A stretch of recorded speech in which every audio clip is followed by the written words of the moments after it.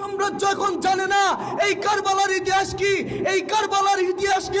ও মুসলমান, তুমি জানো না এই কারবালার ইতিহাস কি?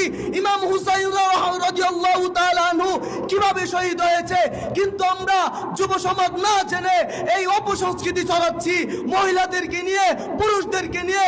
এই 10 মুহররম আসলে আলাদা করে সিন্নি করে আসে না, এই কথা বলেন ঠিক কিনা? শুধু তাই নয়, এই মুহররমের 10 তারিখ আসলে অনেকে মিছিলও বের হয়, কথা বলেন ঠিক কিনা? ও মুসলমান, এটাকে রুখে দিতে হবে। মুসলমান যুব সমাজ চিনে গেছে ইসলাম কি, কথা বলেন ঠিক কিনা? আর ইসলাম নিয়ে বাড়াবাড়ি চলবে না। ও মুসলমান, ইসলাম নিয়ে যারাই বাড়াবাড়ি করছে তাদের ঠিকানা হয়েছে জাহান্নাম, কথা বলেন ঠিক কিনা? এই জন্য মুসলমান বলতে চাই, যারা 10 মুহররম নিয়ে বাড়াবাড়ি করে, 10 মুহররম নিয়ে তারা বাড়াবাড়ি করে, আমরা স্পষ্ট ভাষায় বলে দিতে চাই, আরে দেওবন্দি আকীদার মুসলমান এখনো রয়েছে, দেওবন্দের ঐতিহ্যের ছাত্ররা এখনো রয়েছে। ও মুসলমান, ওই বেদাতীদের বিরুদ্ধে স্লোগান আসলে, ডাক আসলে, জিহাদের ডাক আসলে কে কে প্রস্তুত? 2টা হাত তুলে আল্লাহকে দেখা।